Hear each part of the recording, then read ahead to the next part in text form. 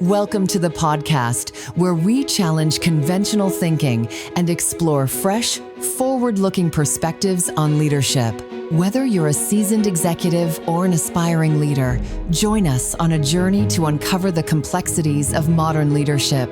Because leadership itself may not change, but the way we think about it is constantly evolving. This is Rethinking Leadership, a podcast by TIAS Business School, hosted by Executive Professor Roemer Visser. So today's guest is Jeroen De Flander. How do you say that in English? Well, now with the new commercial from Ice-T that you probably have seen with his sidekick, Jeroen. Now it's easier for people. So I always refer now. So I'm very happy with that advertisement, but it's Jeroen. Jeroen, and how do you pronounce your last name in English? De Flander. De Flander. Jeroen De Flander. Yes. Jeroen De Flander was educated as an economist and later did an MBA. He spent about 8 years in strategy consulting with Hay Group and Arthur D. Little. And after those 8 years, went off on his own with a small group of peers and started the Performance Factory, which is a boutique consulting firm. And you've been doing that since the late 90s, I understand, correct? Correct. Yeah. So almost 25 years. 25, yes. 26 years. Congratulations. Thank you. In addition, you have done a lot of work for TIAS, the business school where I'm employed. You are in charge of the masterclass on strategy implementation, which you've been doing for 10 years now? Yeah, 10 or 11 years. Yeah, 10, 11 years. And recently, you're spearheading the brand new masterclass called Artificial Intelligence and Strategic Leadership, which I will ask you about later as well. And also very important to mention is Jeroen is author of a brand new book called Strategy Shortcut, released early this summer, June, July 2025? Yeah, I think the English version came out in June and the Dutch version early July. So it's available in English and in Dutch, and congratulations on this book. Thank you. So let's start there. My interest is leadership, and not so much strategy, but obviously there's all kinds of places where those two intersect. I say this though because I don't consider myself literate in strategy. But I do understand that there's sort of this split between strategy formulation and strategy implementation. And from my vantage point, it seems that most of the attention is always on figuring out what the strategy is. I'm making an assumption here that in the academic discipline, that's where a lot of the attention, at least historically, was focused. Implementation seems to be much more pedestrian, at least at first glance. Just do it, right? You've got your milestones, you know what you need to deliver, go. So my first question is, why is strategy implementation worth writing a book about? Well, I think you already gave partly the answer because all the energy and focus has been going to strategy. So most of the books and most of the ideas and the insights have been developed there. Same in the academic world. Mm-hmm. Up until 10 years ago, you could find in every university a masterclass on strategy, but you couldn't find a masterclass on strategy execution. Now, when you look at the data, 40 to 60% of the strategy gets lost during execution. So I found there was a big mismatch between where does the attention go from a leadership perspective versus what is now available on insights and ideas regarding where it really hurts in an organization. That to me is fascinating. There's a parallel with organizational change efforts where typically, supposedly 60 to 70% of these change efforts fail. But in terms of strategy, you would think, given the sort of the existential nature of the questions that it's trying to answer, how do we want to grow? How do we want to, where do we want to be in 2 or 5 or 10 years? It's baffling to me that half, quote unquote, die or wither on the vine in the execution phase. What explains that? Well, that's one of the key topics I researched, and I found out that besides, let's say, the technical aspects, that you've mentioned in the introduction, like do you have the right KPIs and the follow-up, mainly it's related to leadership, and it's related to behavior that is either triggered or not triggered by leadership. Okay. And my research shows that there are 7 behaviors that are key and that will make a split between a company that is doing very well in strategy execution and a company that is not doing very well in strategy execution. And just to be clear, these are behaviors that are supposedly displayed by people at the top, or these are the 7 behaviors that people who are responsible for execution are supposed to be putting on display? It's both. Both. And some of the behaviors are mainly focused on the people at the top.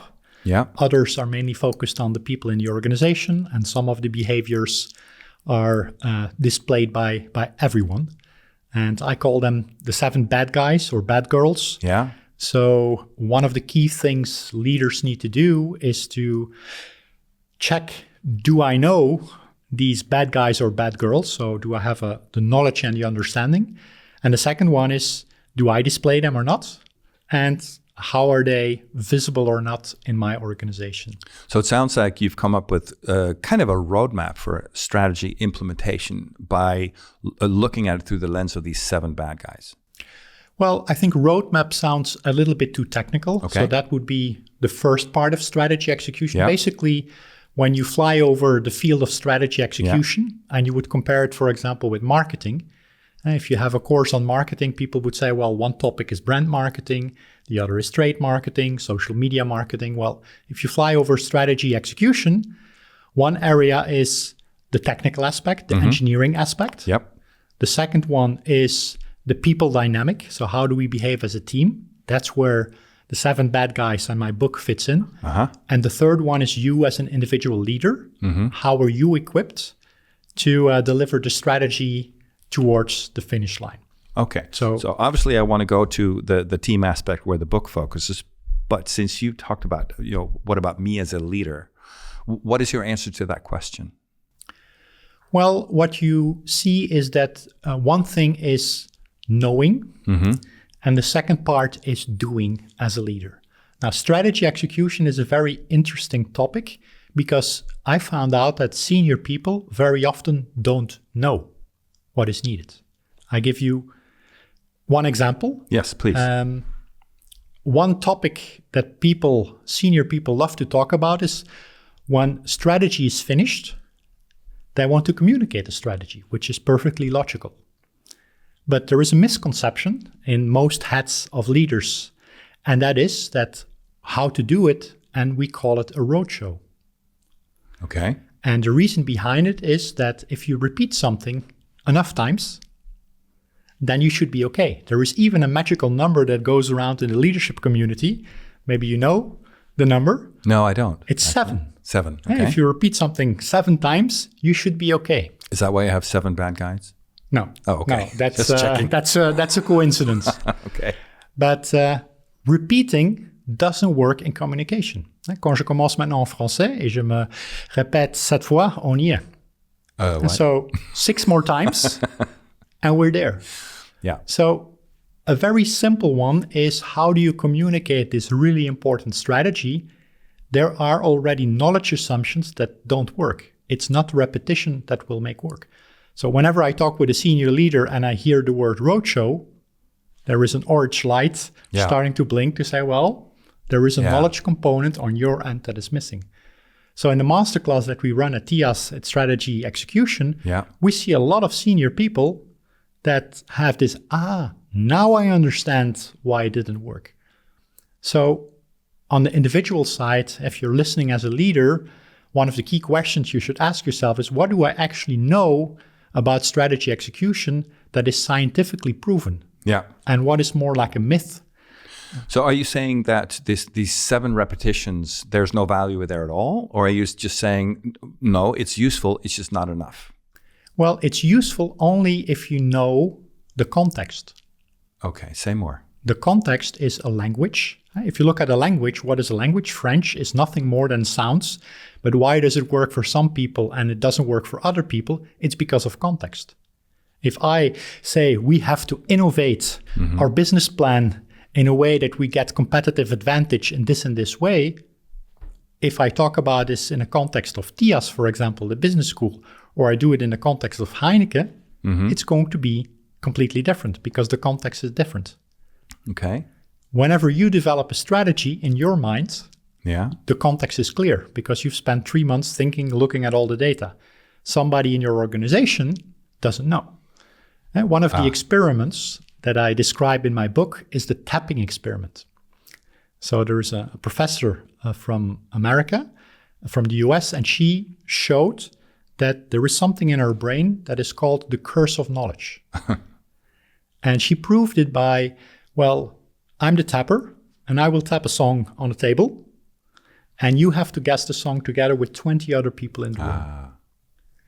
Whenever she asked the person who made the sound, how much chance is there that people will guess? Or she asked the same question to the audience, there was a big difference. Which one do you think scored the highest? I don't know. It was the tapper. Because if I tap a song here on the table, I will start singing along. Whether I want it or not, there is a tape going off in my brain, and I'm singing. It's the context that will make my sound understandable for me. The people in the room just hear tapping. And the difference is quite staggering. She repeated the experiment 120 times, and only 3 songs out of 120 were guessed. Wow. But the tappers thought it would be 1 out of 2.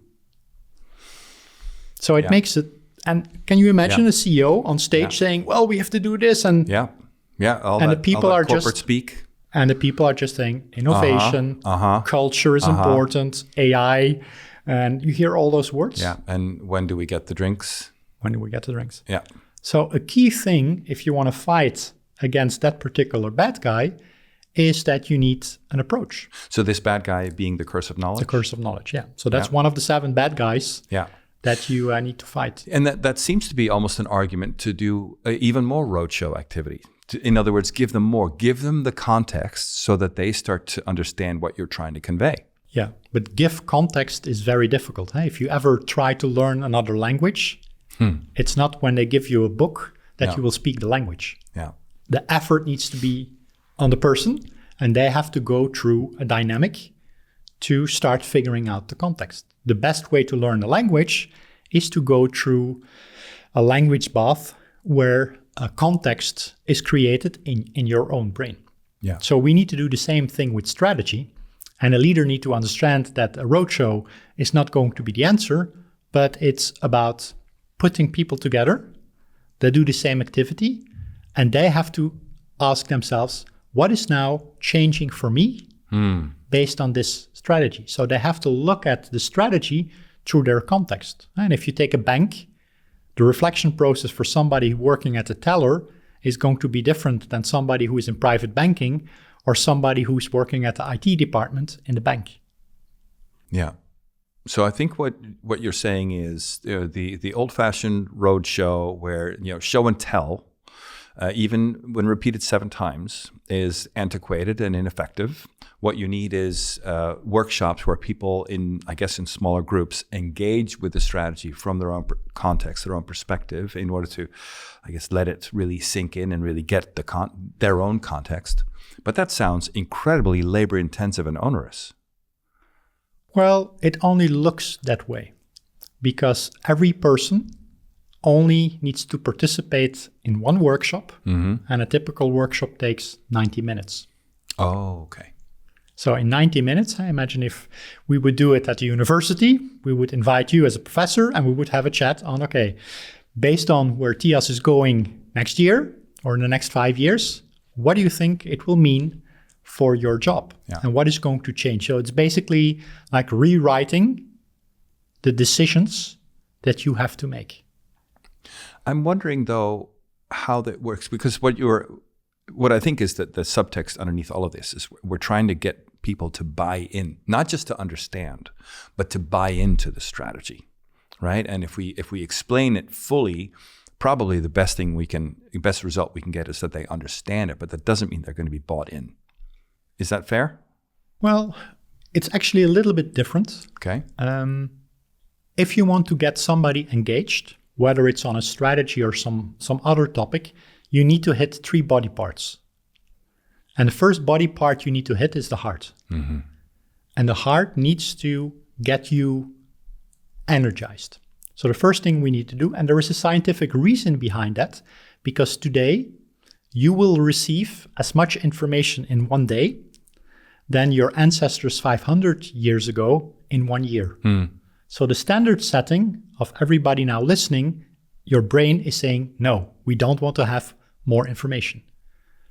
So there is an emotional component, and everybody in advertisement knows that, is we need to find a back door, and first of all, we need to communicate an emotion. Yeah. So when you start working with a strategy, for example, don't think about a PowerPoint, but think about what is the story that I'm going to use to open up the debate.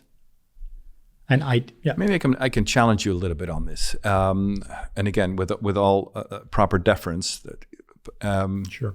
But I don't disagree with what you're saying. I mean, that seems obviously personally perfectly plausible, but it does still seem to be based on a model which some people would argue is itself antiquated, which is strategy gets formulated at the top and then cascaded down into the organization.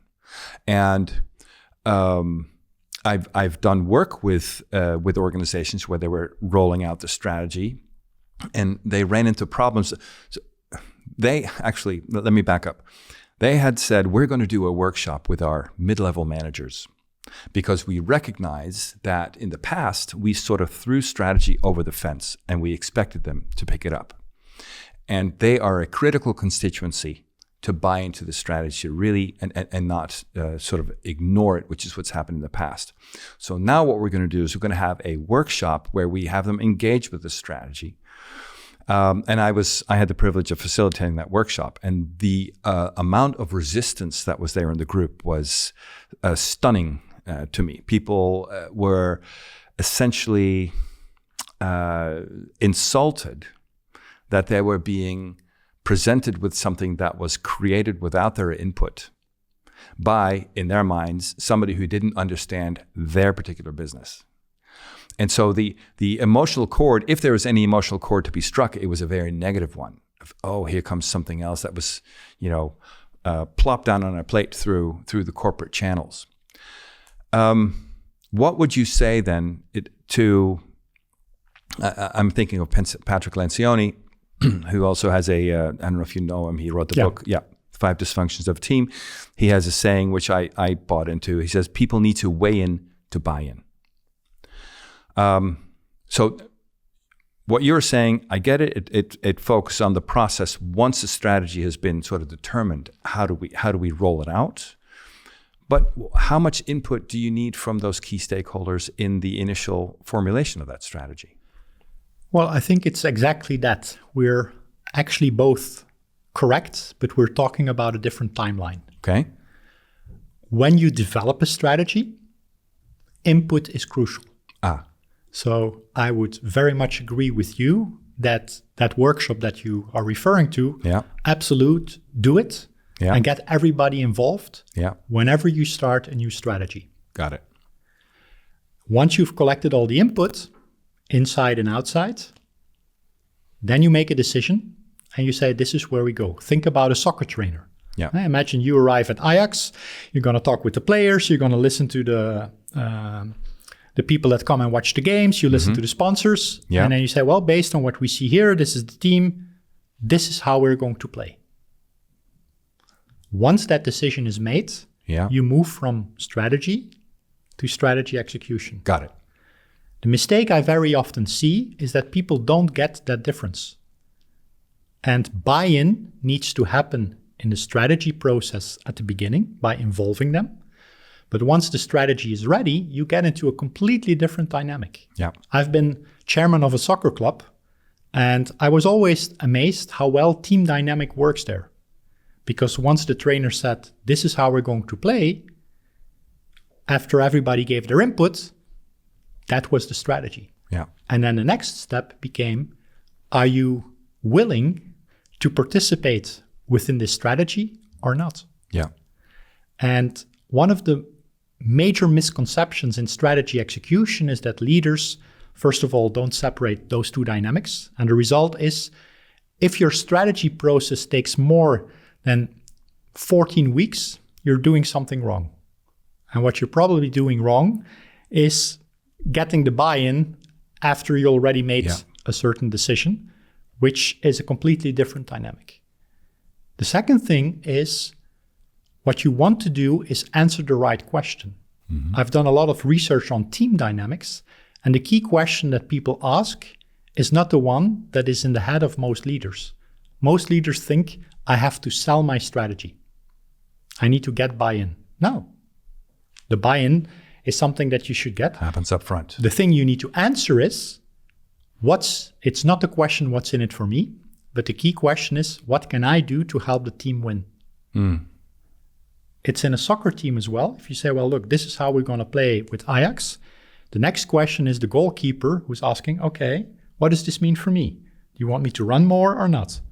If I'm midfield, how do you want me to defend more or not? So everybody is reflecting now, how can I contribute? So people are much less selfish than the average leader thinks. Yeah.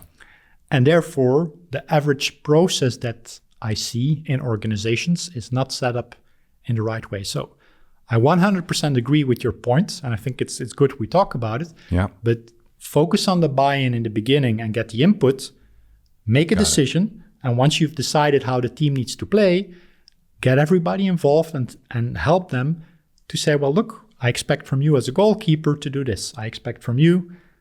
Got it. Okay, so basically what I'm hearing is selling the strategy happens as part of the formulating process. That's where you get the buy-in before the decisions are made. If you find yourself having to sell the strategy once you've made it, you are a couple of steps behind. Correct. And then I see a parallel with when I started teaching. One of my mentors said, and it's always stuck with me, never expect students to connect the dots. And I thought that was a really nice illustration also of the curse of knowledge, because, as teachers, we teach a class or a topic many, many times, and the more we teach it, the clearer it becomes in our minds.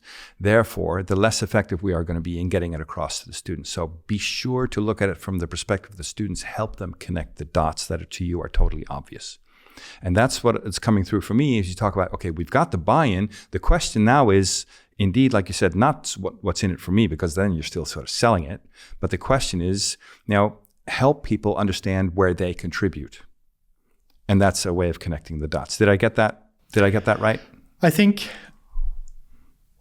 we are at 90% based on how I look at it. I think connecting the dots is a very nice example. So I'm 100% a fan of the quote. What is crucial is that when we talk about connecting the dots, what I see very often in practice is that even the senior leaders don't know how the dots connect. A very simple test to figure out how the dots connect is to take the biggest job family that you have in your organization. Mm-hmm. If we go back to a bank, for example, it's the teller.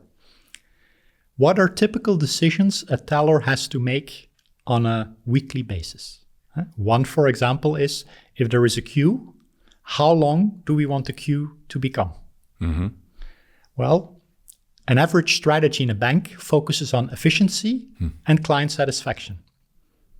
So if I'm a teller, do you want me to cut off the line at 3, call my colleague who is doing cold calling, and open up a second teller, or not? Which one do I do based on the strategy? So in most strategies are the trade-offs not clarified. So the dots are there. There is a dot innovation. There is a dot sustainability. There is a dot AI. There is a dot quality. But there is no guidance on, okay, if I have to make a decision in my job and I have quality and I have cost, which one of those two is more important? And the test is identify 10 of those simple questions people in your organization have to make on a regular basis, and do a quick quiz with your leadership team. So the people at the top who don't know what the dots are, it's not that they don't know what they're talking about in their context, but they don't know what the dots are that the people, let's say on the shop floor, have to connect based on that strategy. Yeah. Now, thinking it through based on your example, they clearly know what the dots are, but they don't know the priority between the dots. So when you want somebody to engage in a decision, you need to tell them which one is more important. Got it. Thank you. So that's the first of 7, the curse of knowledge. Curse of knowledge, yeah. Exactly. Well, I'm curious about some of the others. Okay. Well, the second one has to do with delegation. We touched upon it a little bit, and what you very often see with the leader is that he or she thinks, the more I delegate, the better I am as a leader. But the problem is that the person on the receiving end, they could have decision paralysis. If you look at your own brain, we have a short-term memory, and it can only hold 5 to 7 things. Mm-hmm. And I'm more on the 5 side than on the 7 side. So it's quite limited. We have a very big warehouse where you can store unlimited stuff, but the short-term memory is very short. It's very limited. Yeah. Sorry. Yeah. And we often forget that when we delegate. So whenever we have a strategy and we ask, please start working on the strategy, it's overwhelming. Mm-hmm. It's too much information and it's too broad. And we think as a leader, we've done a good job because we're involving people. Again, it's the buy-in, but the person on the other side is overwhelmed and they stop moving. So you see a lot of strategy execution efforts fail, not because the strategy is not the right one, but because too much information is dumped on people. I understand. I'm still flabbergasted by 50% or so of these strategies essentially evaporating. That has to have an impact on organizational performance. It has to, right? Or am I naive there? No, it does. And how then is that allowed to even exist or continue to? How come that's even tolerated or accepted? Well, you very often see that there is a very big time lag between people seeing that this is happening and then an action that will follow. Take Intel as an organization. They went through a few CEOs. Now there is a new one and things are moving. So it's not that people don't see it, but it takes a while. When I worked in my soccer role, basically at the end of each season, you decide, do you stick with the players and and you have a dynamic that the team is on a very regular basis evaluated and move forward. In organizations, we very often drag it out and we say, yeah, just give it one more year and it will be okay. And so the time lag is very often the reason that it takes a while. Understood. Yeah, makes sense. Okay, thank you. So the first one is curse of knowledge. The second one is delegation or over-delegating. Yeah. And a nice way to understand that is another professor did a test in, let's say, the Albert Heijn. Mm-hmm. And you have 2 teams. Mm-hmm. One team gets all the flavors of jam they have. Mm-hmm. In the example here in the US, they did the test, it was 24. The other team only get 4 flavors. Which team sold the most jam? They've done the experiment like 100 times. Oh, the 4 flavors. Exactly. Yeah. Why? Because it fits in the short-term memory. Yeah. Now, if you look at an organization, I call it dead by KPI. What we do is, because we think we need to share everything, we have those big dashboards, we give all the information to everybody, but it doesn't help. That's why when in soccer, when you train the keeper, all the other players are not there. Yeah. It's focused on the keeper and he or she has their specific targets. Yeah. So what we need to do is we need to move away from the overall idea we have on delegation, meaning we have to show everything to everybody, is to think about what is now something very specific that's going to help you in your job to be successful? And that's much more difficult. Yeah. Because then you need to start thinking about, okay, I have 2 dots here in your example. This one is a little bit more important than that one. But what does this actually mean for such a teller? And how are we going to count the number of people that are there? Are we going to watch if they get nervous before we react? What is the indicator that we're going to use in order to make a good judgment, in order to have a decision that fits with the strategy? Yeah. Okay, so this is still on the point of delegating or over-informing. Over-informing, yes. What's the next one? Well, one of my favorites is called mitigated speech. And, it's willpower depletion, mitigated speech we could do later. And it's related to the topic of culture. And I think we all now know that if we have a bunch of leaders in a room, they all would agree culture is important. Yeah. But when you start pushing them and ask them, what is culture? And how do you influence it? Yeah. It very often gets really quiet in the room. And the reason is because they don't understand the dynamic that is behind the word culture. And that dynamic is called willpower depletion. And it comes from, let's say, performance. We have a new strategy, you have to perform. And we will say, just push a little bit more. That's like the thing we very often say. Yeah. But it doesn't work like that. And in the UK, they did an experiment. There are 2 gentlemen, professors called Latham and Locke. The listeners probably won't know them, but they're very famous in the community of science. They have developed something we all know. It's called SMART. And how do you deal with goals? Yeah. So this university decided, let's do a follow-up research. And they got 3,600 volunteers.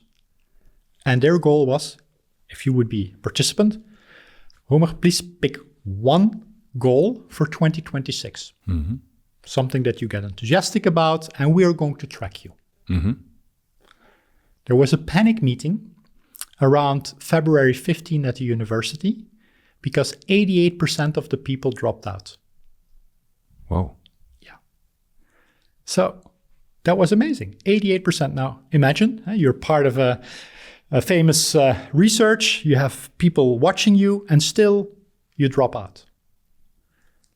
And then the university said, well, let's find out what are those 12% of the people doing differently. Yeah. And they looked at it and they found out that they were able to overcome the burden of people stopping. And the way they did it was they turned a decision, and they turned the decision into a habit. And if you look at all the research that's behind it, if you want to be successful in any domain, what you need to do is you need to automate decisions. Yeah. And automated decisions will make sure you don't stop. That reminds me of the, I don't remember where this came from, but this parable, if you will, this joke parable of 3 frogs sitting on a water lily in a pond. And one of the frogs decides to jump in. How many frogs are left? And the answer is 3, because you can decide to jump in, but it doesn't mean you'll actually do it. I really like it. And it also reminds me of these New Year's resolutions, right? That there are promises or commitments, and in the moment we make them, we feel them fully. Yeah. But if we don't follow that up with creating some muscle routine around a new habit, what you're saying is, it's not going to fly. Yeah. I really like that one. And building on that, if we look at those 12% of people that were successful, that touches the core of strategy execution. Still, a lot of leaders think that strategy execution is get people so enthusiastic, get them to buy in, and then they will go to action, and then our job is done. Yeah. But that's not how it works. It works, the buy-in part is correct. Yeah. But then you get the big team dynamic that we already talked about. But the third step is we need to help the individual to be part of the 12%. Yeah. And that's very often forgotten. Yeah. Now, how do you get to the 12%? The core of strategy execution is helping people make small choices in line with the big choice. So as a leader, you need to think about strategy execution as a decision dynamic, not an action dynamic. So when you start thinking about a decision dynamic, you get into the example in the bank. Okay, what are the decisions? Yeah. And do we have enough information? And do I feel comfortable to make the decision? But also, a third part, do I have the energy to do so? Yeah. And I sometimes work with athletes in sports, and there it's standard. One of the first things we do is give me your agenda from the last 3 months. We're going to analyze it. And what are the habits or the automated decisions that you have in there or not? So whenever we look at strategy and we want to be successful, if you want to close the gap of 40 to 60%, you also need to understand the energy system of an individual. And well, when we are now talking about it, I think most leaders will know habits are important. And because of the book from James Clear, I think it's the most sold book last year, Atomic Habits. Yeah. I think 18 million or so. But 10 years ago, when I started talking about habits, it was a new concept. It has become famous by Charles Duhigg with his book Habits. So now it's getting there. Now, how do we go from here to culture? Well, culture is nothing more than shared automated habits. Automated decisions, sorry. And it's the quote from Peter Drucker that you probably know. Yes. Culture eats strategy for breakfast every morning. And most people know the quote, but I know very few people that are able to explain it to me. Now, how it works is that if you look at culture, culture is shared automated decisions, and they require no willpower. And willpower is the scarce good. We only have very limited. Yes. But they're on automatic pilot, so they can keep going. Kind of like Daniel Kahneman's System 1 and System 2, right? Yes, exactly. Strategy is new decisions that are not yet automated. So if one team that has unlimited energy is boxing against another one where it's completely new, the winner will always be culture. Now, what I'm always sad is that most leaders know culture is important, but very few take the effort or to get inside the topic and understand, okay, what does this quote actually mean, and how can I influence it? So what does it mean for an organization is that when you are developing your strategy, you should not think about what are the actions people need to take, but it's more what are the decisions they need to take, and how can we make sure we can set up an energy system around that makes sense. I'd like to repeat that last question. How do we set up an energy system around that makes sense? Can you elaborate a little bit on that? Let's go back to the teller in a bank. I worked with a bank, and one of the elements in the strategy was the people that work in a branch need to focus more on selling. And at the other end, the focus was also on be client-oriented. So you had that dynamic. In the end, how did we solve it? By thinking about, okay, what are now the habits that we can put in place that go behind it? And a habit was, we called it the green zone, and everyone in a branch needed to put 1 hour in their agenda where they would be making phone calls to a list of clients that we have identified that had a lot of potential. So it's figuring out a way between the frogs, should I jump in or not, but be very specific then on going, okay, if you want to go swimming, what are now the next steps? What are the decisions that you need to make? Check the water if it's not too warm or too cold. Make sure you have your bathing suit so that the different steps are there. And once you start jumping in, the first time it will be willpower that will push you. The second time it will be 2% habit and 98% willpower. And if you keep repeating that, here repetition is the key word, not in communication, you will turn it into something that is automated. And to give you an idea, if you want to drink a glass of water in the morning to be hydrated and start your day, it will take you about 3 weeks of reminders before it is automated. If you want to stop smoking, it takes about 18 months to disconnect. For example, I get into my car and I look for my cigarette. So depending on what you are trying to automate, there is a time lag in between. And it's exactly that time lag that most people are not aware of. And they spend so much time trying to get the buy-in, but they don't focus on the habits.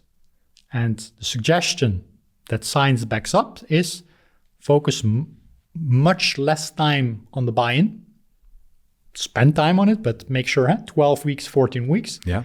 But immediately after that, start helping the people in your team to connect habits with the small decisions so that they lose a limited amount of energy. Yeah. So you want to sort of create an infrastructure, if you will, where the desired decisions are going to be also the easiest path forward. Exactly. Through habits. Yeah, and we know that from change management. Yeah. But you would be surprised how few times I see that happening structurally in an organization. Understood. Okay. Well, that's a lot under the label of willpower depletion. Yeah, it's my favorite. So maybe I dived in a little bit. No, that's great. That's great. And I keep thinking in terms of, the leadership, the leader, whether it's somebody by formal position or somebody who just happens to be influential. You've done a lot of work with a lot of companies, and I fully accept, of course, that these 7 bad guys, if you take care of them, you're going to be much more likely to succeed in implementing a strategy. And part of me also resists it a little bit in the sense that, it can't be that easy. It can't just be a matter of those 7 and that you're fine. And then it doesn't really matter who's at the top or who's calling the shots. They're almost, this probably reflects my own opinion more than anything. There must be something that sets one leader or person apart from another. Do you see that at all in your work? Sure. And I'm not a leadership expert, so I cannot particularly pinpoint what it exactly is. So compare it with a cyclist. What I tried to do was to identify 7 levers that will help you to become a better cyclist. Yeah. And those are all related to the person on the bike. But I didn't talk about the bike. I didn't talk about the mental aspect. I didn't talk about... So it is only a fragment, an important fragment, but it's an important dynamic. Yeah.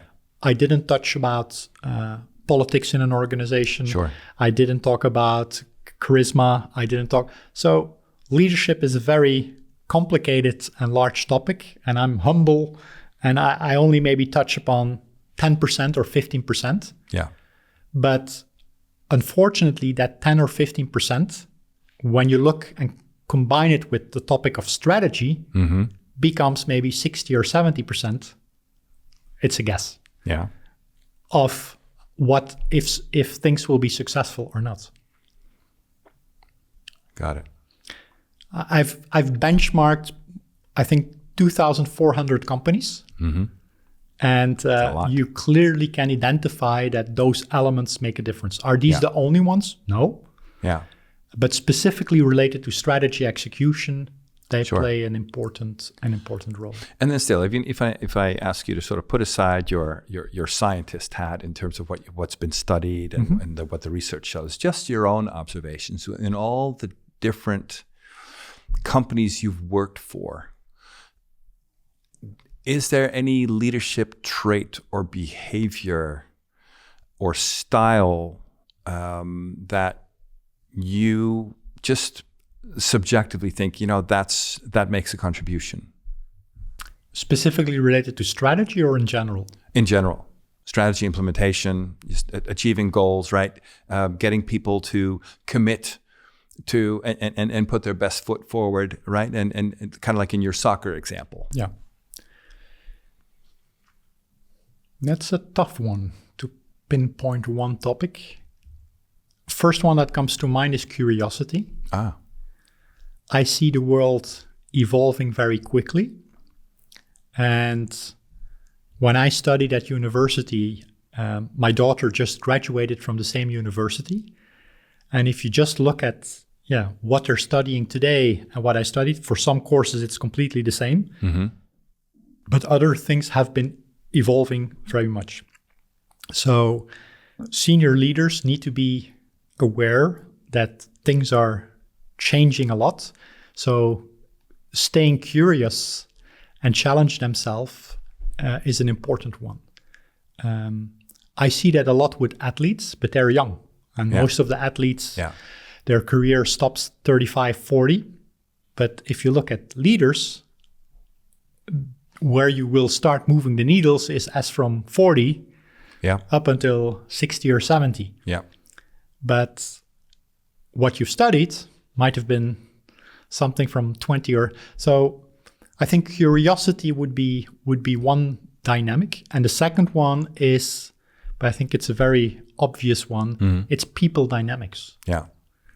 I think the older I get, the more I start to realize that in anything that you want to achieve, no matter what topic, that understanding what makes people tick and how they behave and how it influences success, also for yourself, is an important one. Yeah, and it sounds to me like what you just did with that people dynamics point is you actually took curiosity. The first time you mentioned it was curiosity about what you know and what you don't know, what's all out there.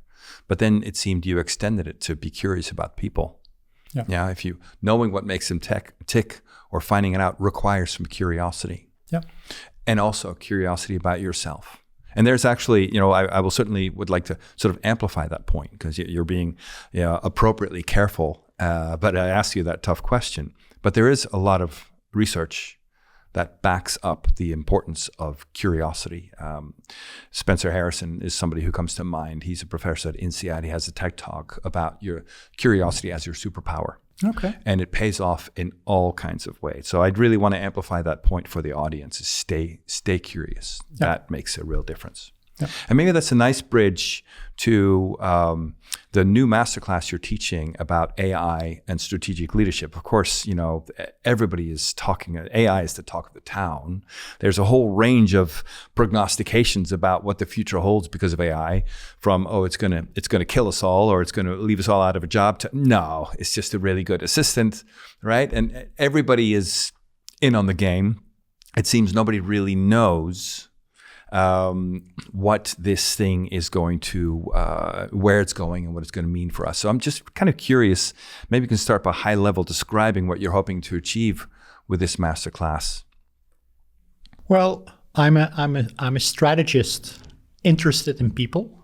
That's how I ended up with strategy execution.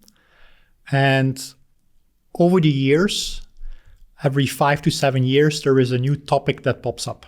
I'm thinking about the digital evolution, social media, sustainability that became more important. And each time as a strategist, you need to think about how do I integrate this into my business. I'm sorry to jump in real quick, but it just brought me back to 1997, which is, I believe, when I got my first email address. And I was at a conference and there were these questions about, where companies were so used to all correspondence happening by typed printed letters sent through the mail. And now we all of a sudden have this email phenomenon where delivery is instantaneous. And what does it mean? So anyway, it's bizarre to think about how puzzling that was at the time, but it really was. Yeah. So AI is now the next topic. And I'm not an expert on AI, but I'm curious. So we started out a journey to see, okay, how is AI now going to influence strategy? And also, how do you now need to react as a leader to this topic? And you see people that embrace it, but very often people push it away because it's more like fear of the unknown. And what we try to do is not to look at the technical aspects. I have no clue exactly how it works, but I know just enough to have a conversation with a scientist or an AI expert to translate it into a strategy perspective, so that you, from a conceptual point of view, as a leader, can feel more comfortable in moving forward. And there are still a lot of unknowns, but it's going so fast, so that curiosity here is a really helpful dynamic just to stay on top of the game, how things are evolving. And like I said, when I looked at strategy execution, I've explained there are 3 ways to look at it. Yeah. AI is pretty much the same. And so if you look at AI, you have augmented intelligence. So that's the clever assistant that you have next to you. Yeah. And that's basically already out there. The second dynamic is it can be a resource in an organization. So a lot of companies now are looking, how can we now replace? And it's, I think, what was the name of the guys? Champy and Hammer, re-engineering the organization. It was at the beginning of my career. So it's business process re-engineering, but with the multiple. Yeah. So that's basically, and that's going on in every industry that you look at. Yeah. The third one is it's going to reinvent business models. And that's the really interesting part. There, nobody knows yet where we're going to land and how that's going to develop. And what we do in the masterclass is to give you a foundation to look at each of those 3 angles and to make you more comfortable in whenever you need to shift in your organization, that you can translate it into your strategy plan and get the buy-in of the people to move forward. Yeah, and it's where do you? It's a tough question, but what's your sense on at least where it's going in the short term? Do you think it's mostly going to be about, when you say business models are going to change, what my inner voice is saying, yeah, that means people are going to be laid off because it means you can do a lot more with fewer resources. Is that what you mean by business models changing? No, business model changing goes one step beyond. So that's not optimizing the current business model, but that's new kinds of companies that will emerge. I see. That will do things differently. What I see in the short term is I like to bring everything back to decisions. So what's going to happen is that in the augmented model, you can make decisions faster. I write blogs, and like everybody now knows, it's a very interesting way to speed up your writing process. Yeah. What is going to be the big shift? The big shift is the topic of agents. So when you can outsource the decision to artificial intelligence.